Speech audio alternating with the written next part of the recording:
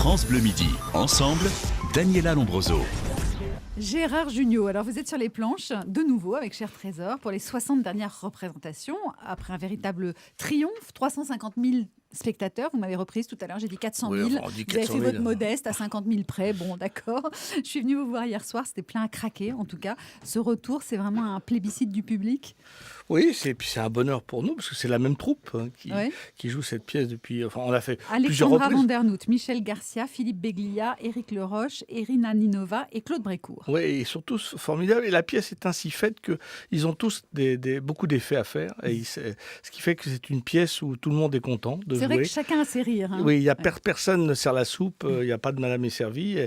Et ça, c'est très agréable. C'est pour ça d'ailleurs que la troupe reste et est heureuse de continuer. On écoute un extrait, c'est au début de la pièce, Cher Trésor. François Pignon. Maurice Toulouse, inspecteur des impôts. Vous ne pourriez pas me contrôler, moi? Pardon? S'il vous plaît, contrôlez-moi. On ne contrôle pas les gens qui n'ont rien. C'est un psychiatre qu'il vous faut, pas un contrôleur. Vous avez raison, je suis fou. Fou d'avoir cherché un cœur dans la poitrine d'un inspecteur des impôts. J'ai autant de cœur qu'un autre. Mais pas pour les fraudeurs et encore moins pour les maîtres chanteurs. C'est pas du chantage. Dire à quelqu'un, si vous ne me contrôlez pas, je saute par la fenêtre. Vous appelez ça comment, vous?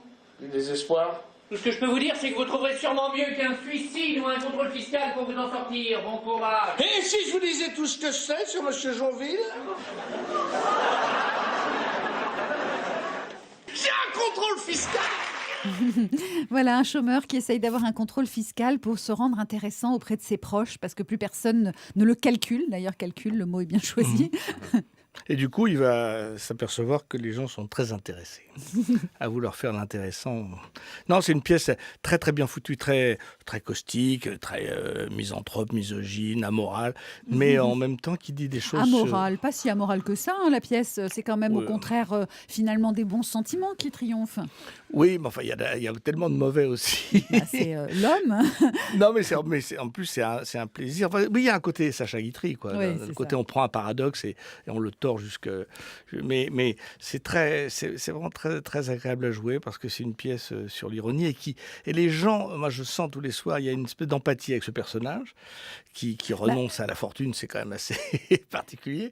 Et oui, les gens se projettent là-dedans et se sentent un peu vengés. Alors, de on a de envie tout de ce qu'on dire quand même entend. le contrôle fiscal, et d'ailleurs c'est ce qu'il dit, c'est un problème de riche, hein, donc il a envie d'avoir un contrôle fiscal pour avoir l'air riche auprès de ses proches. C'est vrai que dans la crise que nous traversons et les difficultés financières que quasiment l'ensemble de la population française connaît en ce moment, est-ce que du coup ça donne une résonance encore plus forte à cette pièce? Est-ce que les gens viennent encore avec plus de plaisir rire des turpitudes de ceux qui s'intéressent? Non, déjà, le percepteur, c'est un personnage archétypal, hein, si je peux m'exprimer comme ça, de la comédie depuis longtemps, D'ailleurs, il ressemble un petit peu à Daniel Prévost dans Le Dîner de con. Oui, le film. Éric Leroch, ça pourrait être le fils naturel. D'ailleurs, il a fait, parce qu'il est réalisateur aussi, Éric, et il a fait un film, Un nuage entre les...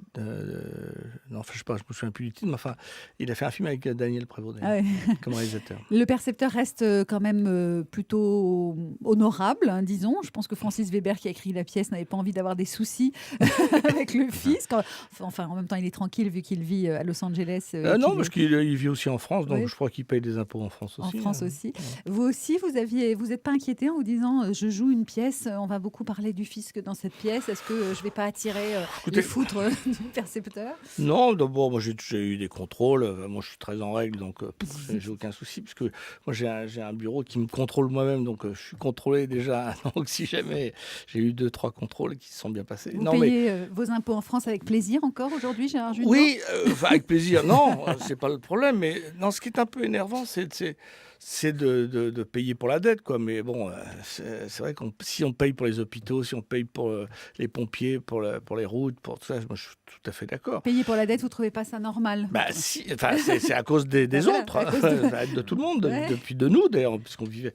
Non, puis après c'est vrai qu'il y a des fois, on est un peu énervé quand on paye beaucoup d'impôts et que on se fait flasher à 52 km/h. Donc on a l'impression de payer 2 fois. 2 fois, double peine. Oui, surtout que c'est tellement... ça m'énerve Votre énormément. ex-acolyte du Splendide, Christian Clavier, est parti vivre à Londres. Bon, il dit que c'est plus pour un climat qui l'agace en France, une humeur générale plutôt que pour des raisons fiscales. D'ailleurs, je crois qu'on paye pas mal d'impôts aussi quand on paye vit plus d'impôts à Londres, mais il n'y a pas Angleterre, l'impôt sur la fortune. Voilà, l'impôt sur la fortune. Donc Qui est un double impôt aussi. Donc, vous êtes pour la suppression de l'impôt sur la fortune? Oui, totalement. Oui, non, moi je serais pour un impôt sur les plus-values de cette fortune, mais pas sur ce qu'on a déjà payé avec fiscalisé. Non, enfin bon, en même temps, on fait pleurer personne avec ça. Je veux dire, ouais, c'est un problème de riche, comme le fisc. Hein. Oui, mais enfin, moi, ce qui m'énerve, c'est de voir tous ces gens qui se barrent, parce que moi, je suis pas riche, mais je gagne beaucoup d'argent parfois.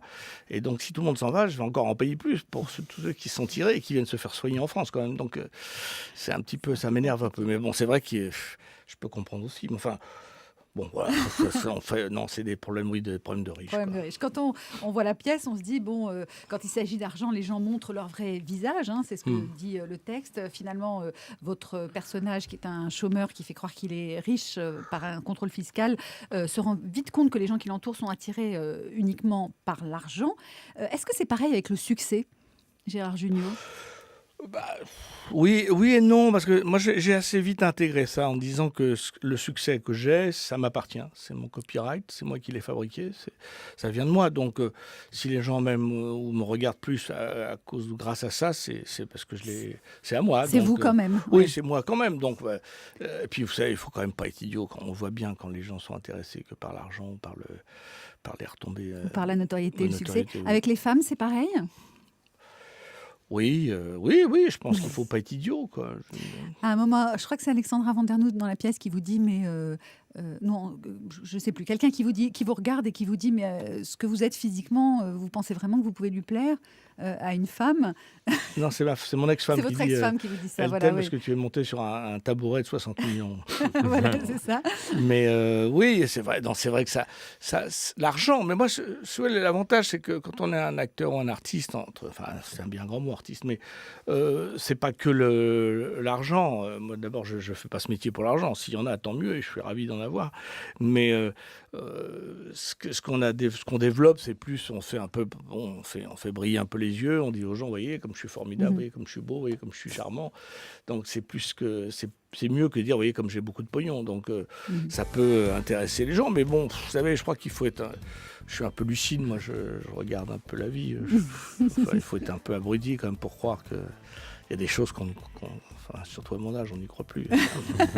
Gérard Jugnot, vous êtes à l'affiche de Cher Trésor au Théâtre des Nouveautés pour les 60 dernières représentations qui font salle comble et qui enchantent tous les spectateurs qui sont d'ailleurs qui vous ovationnent chaque soir. France Bleu Midi Ensemble à suivre les appels des stars pour vous, Gérard Jugnot, et ce sera Thierry Garcia.